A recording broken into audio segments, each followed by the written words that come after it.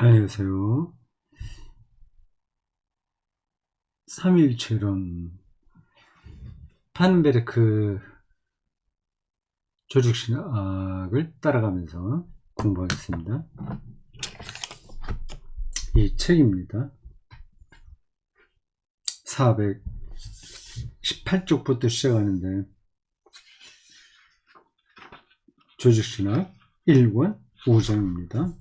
오늘은 세 번째 시간으로 422쪽 아래 새롭게 시작하는 패러그래프입니다.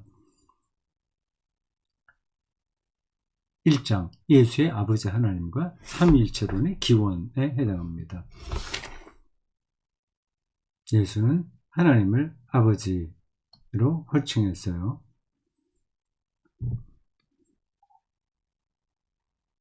앞에 나온 이야기 다시 반복하지 않겠습니다. 구약에도 나온 호칭이에요. 예수 당시에 바리새인들에게도 그러한 생각들이 있었다고 합니다. 삼위일체론의 기원이라고 했어요. 삼위일체론이라는 말이 신약 성경에는 나오지 않습니다.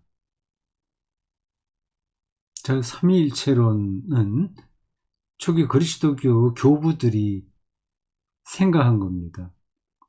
예수께서 나는 삼위일체의 아들로서의 하나님이다 이렇게 말씀하지 않으셨어요. 예수께서 자기 정체성을 어떻게 의식하고 있었는지 우리가 다 알지는 못하지만 신학이 말하는 삼위일체론의 틀 안에서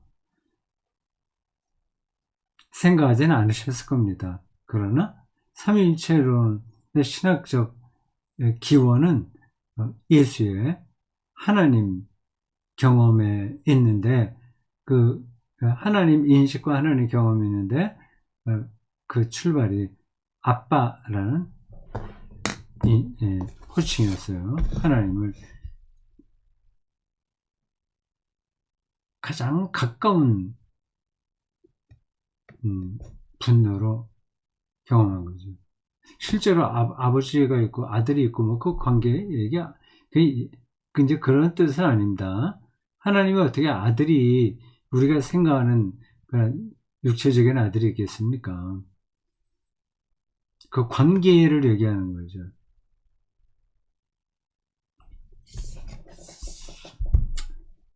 이것은 우선 아버지로서의 하나님 표상이 임의로 치환될 수 있는 표상이 아니었다는 전승의 노선에도 해당된다. 말하자면 나단의 예언과 그 예언에 근거한 부자관계,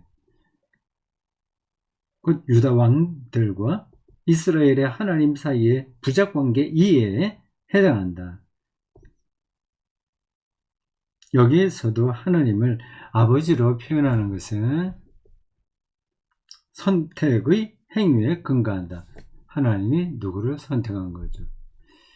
이런 글을 읽다 보면 기독교 교리가 갑자기 하늘에서 뚝 떨어진 게 아니라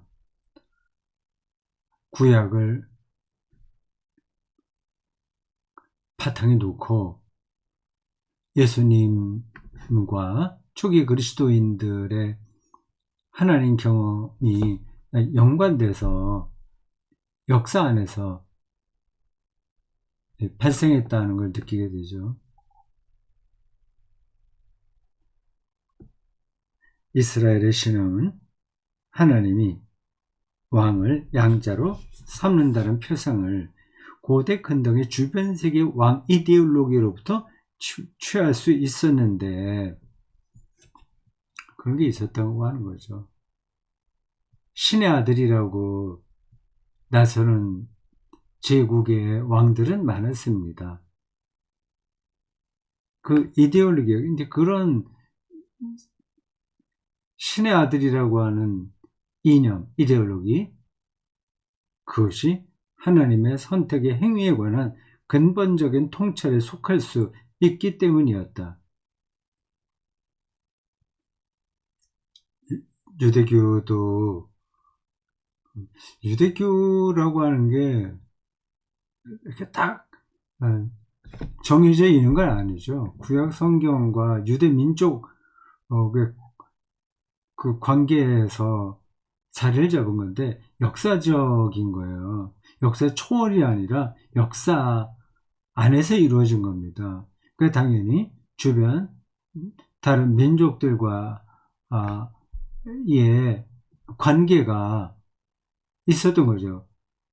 전혀 그거 없이 그냥 유대교의 모든 것들은 완전히 하나님으로부터 직접적인 계시를 받아서 모든 것이 이루어졌다고 생각하시면 안 됩니다. 초기 그리스도교 교리도 마찬가지고요. 특히 초기 그리스도교는 헬라 철학과 관계가 굉장히 밀접했습니다. 삼위일체론만 하더라도 플라톤의 영향을 많이 받은 거예요. 지금 제가 그거를 자세하게 설명할 수는 없습니다. 그 파넨베르크가 쓴 신학과 철학이라는 책이 있거든요. Theology und Philosophie. 그 신학과 철학의 그 역사와 그 내용들을 다루고 있는 책입니다. 한들 출판사에서 나오고 제가 번역을 했어요. 저도 번역을 많이 한 건 아닌데 그래도 몇 권 했습니다. 에큐메니칼 교회사 현대편 중세기 편을 했나? 현대편을 한 것 같습니다. 좀 두꺼운 책이에요. 한국신화연구소에서 나온 겁니다. 칼바르트의 신학목상 세 사람이 같이 공역했죠.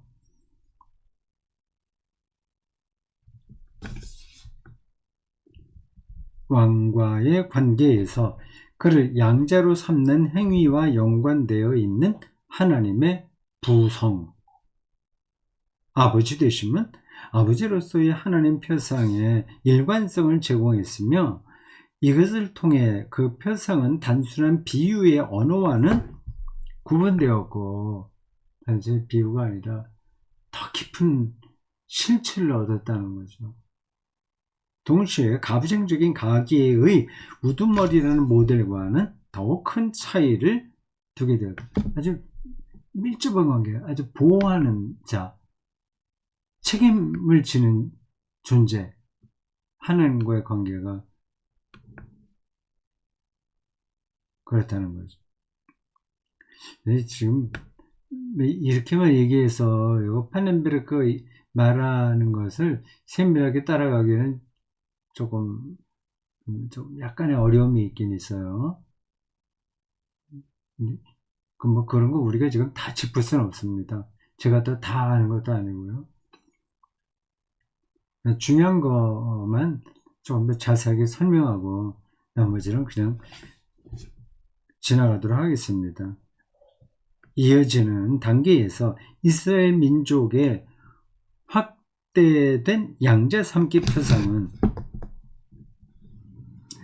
양자 삼기 표상, 이게 표상이라는 단어는 철학에서도 중요하게 사용됩니다.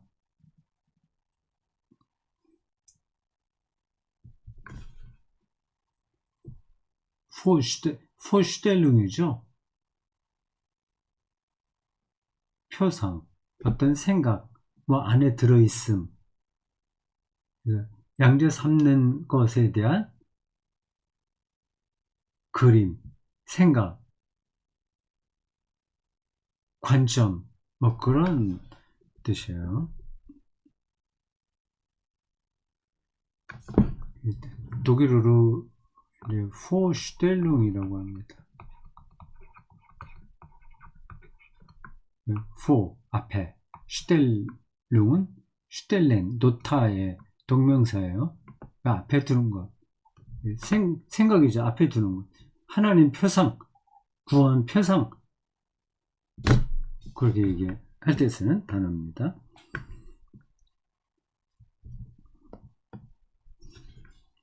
양자 3개 표상은 기도에서 하나님을 아버지로 호칭하기 위한 전제가 되었을지도 모른다. 하나님 표상이 딱 고정되어 있었던 건 아니에요. 처음부터 완성되어 있었던 건 아니에요. 점점 발전했습니다. 더 많이 알게 됐어요. 양자 3개 표상도 그런 과정에 있는 겁니다. 지금 여러분들이 교회에서 하나님에 대한 이야기를 듣잖아요. 그게 모든 거라고 생각하면 안 됩니다. 하나님을 우리는 다 알지 못해요. 일부만 한다? 간접적으로만 아는 겁니다. 구약 성서에도 나오고 신약에도 그런 흔적들이 있는데 하나님을 우리는 보지 못해요. 하나님을 본 자는 죽어요. 죽어야만 하나님을 봐요. 이 말은 생명의 본질을 우리는 모른다는 겁니다. 죽어야 안다. 죽어서 아는 것도 조금 다른 뜻이죠. 그 궁극적이다. 그걸 얘기하는 거지. 죽으면 다 그대로 그냥 알게 된다는 그런 뜻은 아닙니다. 생명의 근원을 잘 모르고요. 근데 사실 모르는 게 어디 그것만이겠습니까? 현대 과학 문명이 많은 걸 우리들에게 알려주잖아요. 물리학이 얼마나 발전했습니까? 근데 이 세계가 뭔지 알 수 있을까요? 네, 다른 때도 종종 말씀드린 것처럼 과학의 발전은 인간이 모르는 부분들이 더 늘어난다는 것을 확증하는 것 뿐입니다. 어느 과학자가 그 그림을 그려서 설명하기에 굉장히 재미있어서 다시 한번 여러분들에게 설명을 이뤘습니다. 과학에게 물리학이라고 합시다. 물리학. 자, 옛날에 조금 했다가 점점 늘어나죠. 많은 걸 알게 되죠. 지금 양자역학까지 얘기를 하고 있으니까요. 미실세계도 알잖아요. 근데 조금 알았을 때는 이 원주의를 보세요. 이 크게 알았을 때 원주의가 더 넓죠. 이 길죠. 이 바깥엔 다 그 세계입니다. 세계. 이걸 점점 알아가는 거예요. 과학이 많이 발전하지 않았을 때는 모르는 게 조금이었어요. 그 역설적인 표현이죠. 제가 모르는 것도 모르는 겁니다. 모르는 것 자체를 모르는 거예요. 알아야 모른다는 걸 안다니까요. 과학은 우리가 그걸 무시해서도 안 되지만 절대화해서도 안 됩니다. 여러 가지 점에서 그래요. 모르는 겁니다. 모르는 부분이 더 늘어나는 거예요. 이 부분이 늘어나는 거예요.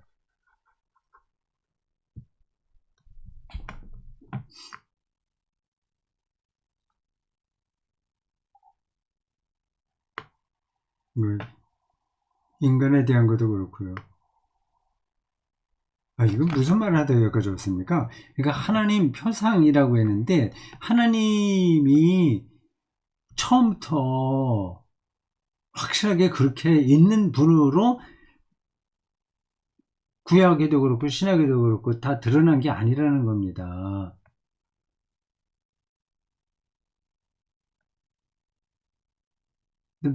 바울이 고린도전서 13장에서 내가 아는 것이 부분적이다, 불확실하다, 불완전하다, 인식론적 불완전성을 인정하잖아요. 그렇게 신앙의 깊이, 학문적인 깊이에 들어간 사람도 자기는 결국 어린아이와 같다 얘기를 하는 겁니다. 어떤 결정적인 때가 와야 알게 된다는 겁니다. 이런 것들을 철학, 신학, 인문학 그런 차원으로만 생각하지 말고 실질적으로 생각하셔야 됩니다. 내가 어디서 왔는지 우리 모르잖아요. 내가 어떻게 될지도 모르잖아요. 내가 누를 만나게 된다고 하는 것도 신비로운 거 아닙니까?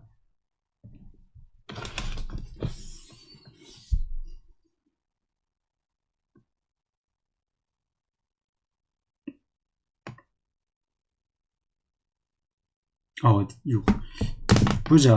423쪽입니다. 중간 패러그래프예요.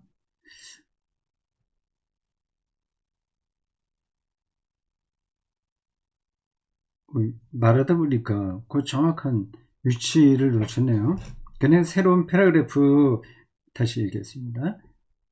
그러므로 하나님을 아버지로 이해하는 유대교적 표상은 가부장적 가계의 형태들과 연관되어 분명히 현존해 있었으며 그러나 그 범위는 제한적이었다. 그 연관성이 아버지라는 이름에서 표현되는 하나님의 표상에 기초가 된 것은 아니다. 오히려 그 기초는 하나님의 선택 행위 내지는 이스라엘에 대한 그분의 계획관계 안에서 주어졌다. 이렇게 듣기만 해갖고 이 문장이 잘 들어오지 않죠. 그냥 그래도 괜찮습니다. 들어오지 않아도요. 선택하시고 계약을 맺으시는 주권적 하나님은 가계의 수장이 갖는 돌봄의 의무에 상응하는 의무를 지닌다. 돌봄의 핵심인 거예요.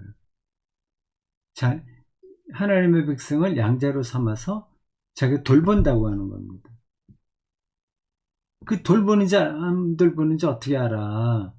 근데 그게 이제 눈에 보이면 하나님을 아버지로도 확실하게 알게 되는 거고, 모르면 이제 그게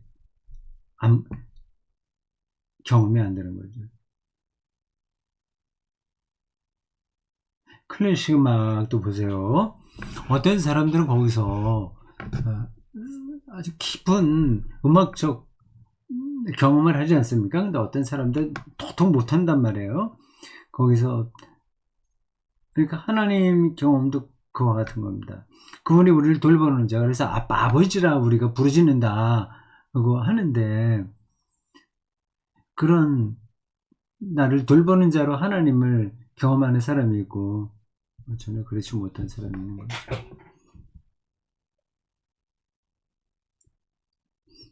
이런 표상의 사회사적 관점은 분명 시대적으로 제한되었다. 가부장 관계들의 시간적 제한성, 곧 이와 같은 한 가지의 특징만으로 하나님 이해를 규정했던 제한성은 아버지로서의 하나님 표상을 개정해야 한다는 요구를 바르게 설명하지 못한다. 다시요. 여기 중요한 표현이라서 적습니다. 아버지로서의 하나님 표상.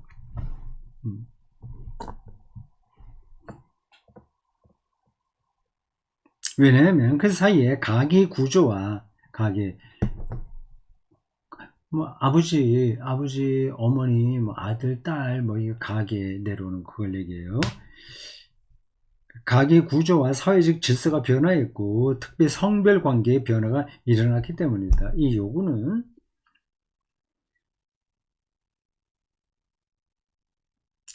그러니까 이제 아버지라고 하지 말고 어머니라고도 또 해야 된다. 그걸 요구 말이에요. 페미니즘이 이미 오래전부터 이 사회에서 수용되고 있는 거 아니겠습니까? 그런 것들을 다 받아내지 못하는 아버지 표상은 좀 문제가 있으니까 아, 달라져야 된다는 요구가 있는 겁니다. 그래서 어떤 페미니스트 신학자들은 여성 신학자들이죠 주로 하나님 아버지 이렇게 부르지 말고 하나님 아버지 어머니 이렇게 부르자 아니면 하나님 어머니 이렇게 부르자고 얘기합니다. 근데 그게 이제 또 간단한 문제는 아니에요. 어머니로 불러도 되긴 하는데 그럼 이제 돌봄의 의미를 또 설명을 해야 되는 거죠. 그러니까 아버지 표상으로서 내려왔던 것들을 그냥 다 철폐하게 되면 그럼 이제 다시 또 이 기초를 쌓아야 되는 겁니다. 이게 동정녀 마리아에게서 나시고라는 사도신경에 나오는 표현도 비슷한 거예요.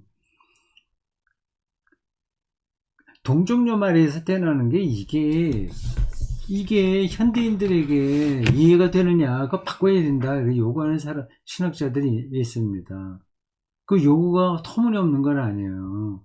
동정녀, 그 남자를 알지 못하는 여자가 성관계 없이 아기를 낳을 수는 없잖아요.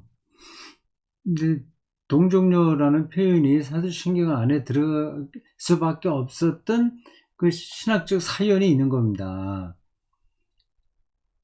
약간 뭔지 아시죠? 그 영지주의의 도전 앞에서 한 여자의 몸을 통해서 예수가 왔다는 육체성 이걸 강조하려는 겁니다. 그런데 왜 그냥 마리아에게서 태어나고 하면 됐지 동정녀라는 말을 붙이냐? 그건 이제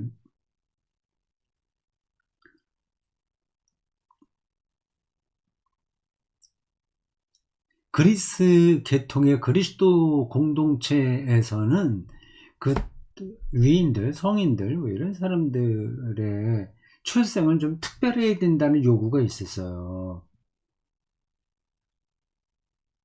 그래서 그게 동정녀라는 표현이 안 들어가도 되는데 이제 들어간 겁니다. 예수의 출생이 특별하다. 예수가 특별하다. 그게 강조하다 보니 그렇게 된 겁니다. 그러나 거기서의 핵심은 동정녀에 있는 게 아니라 마리아에게 있는 거예요. 마리아라는 여자에게 있는 거예요. 어, 그럼 이제 동정녀라는 말을 빼지. 그런 요구가 가능하잖아요.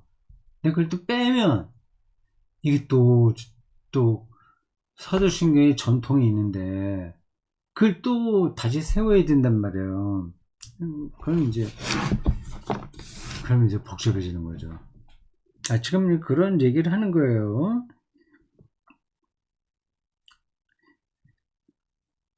사회 질서가 변하고 성별 관계의 변화가 일어났기 때문인 거예요. 요구는 하나님 편성이 각각의 사회적 관계들을 반영하는 상이라고 이해될 수 있을 때 비로소 정당화 될 수 있을 것인데 이것은 최종적으로는 포이에르바흐 방식으로 보면 하나님 표상의 종교적 투사 이론을 전제하는 관점이다. 포이에르바흐 투사 이론. 여러분들이 다른 데 찾아보시기 바랍니다. 투사 이론. 자기를 신에게 투사시키는 것. 종교사적인 소견들, 특히 유대교적인 하나님 이해의 경우는 그와 다르다.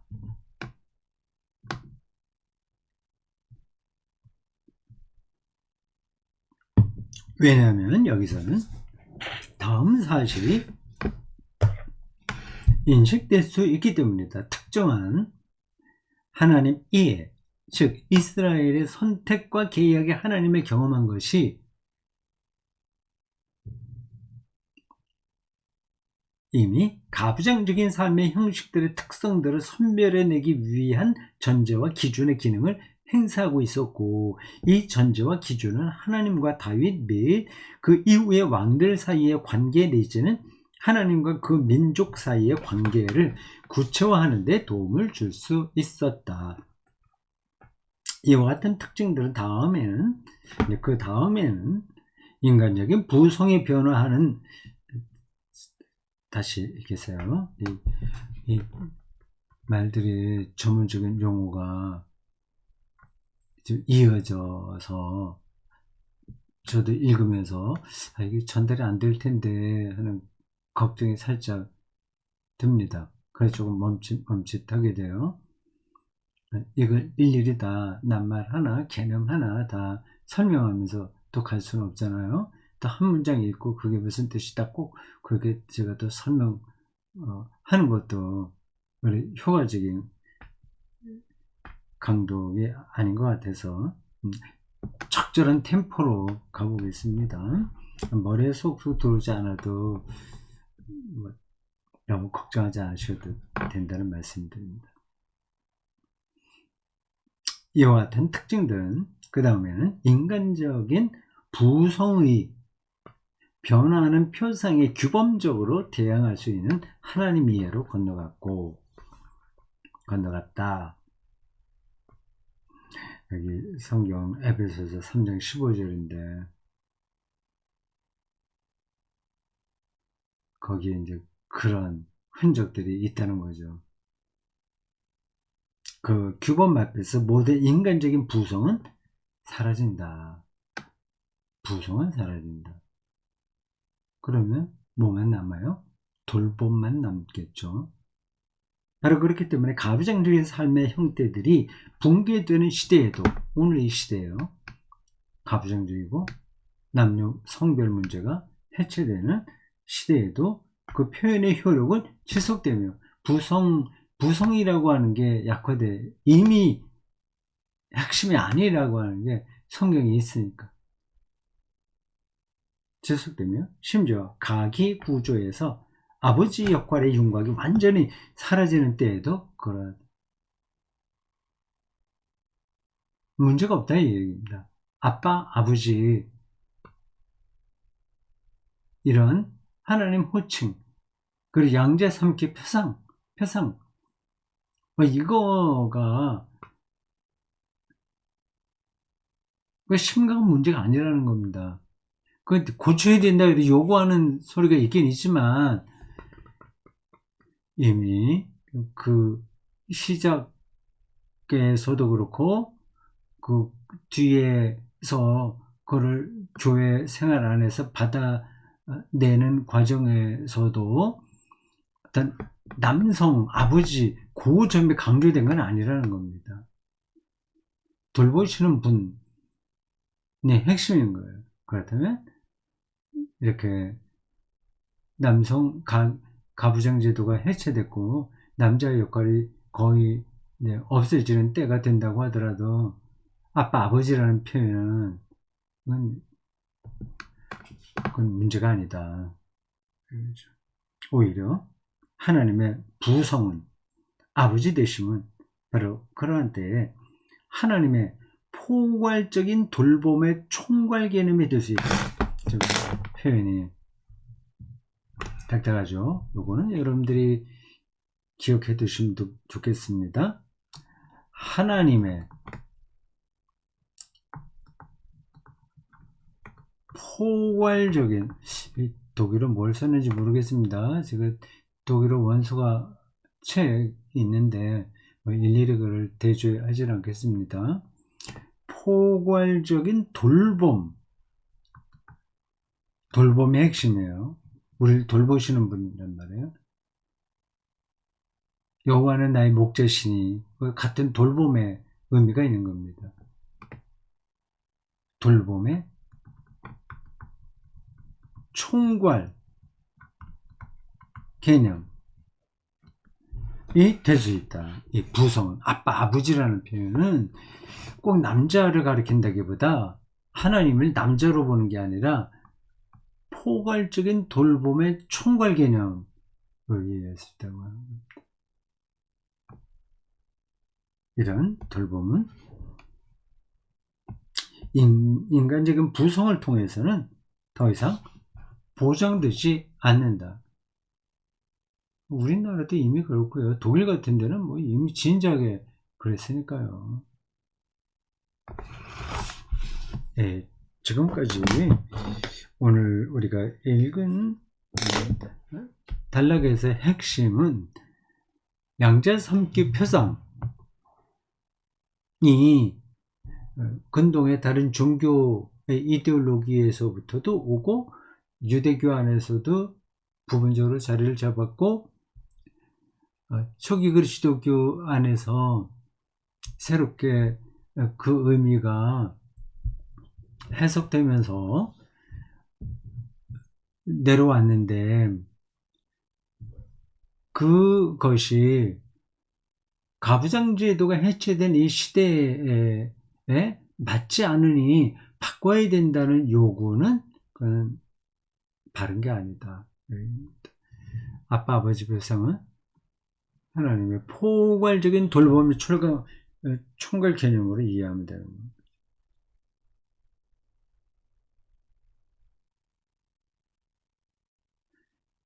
주기도에 보면 아버지를 번역이